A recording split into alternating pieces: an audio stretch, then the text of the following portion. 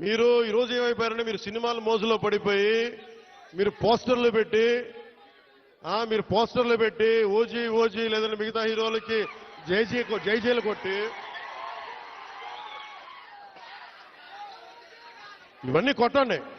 కానీ మీరు గనక మీ జీవిత బాధ్యత తీసుకోకపోతే ముందుకెళ్ళారు. మీరు మాట్లాడితే అన్నా మీసం తిప్పు అంటారు.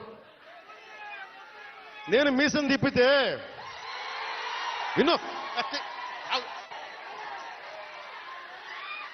నేను మీసం తిప్పితే రోడ్లు పడవు, అర్థమైందా? నేను ఛాతీ కొట్టుకుంటే రోడ్లు పడవు.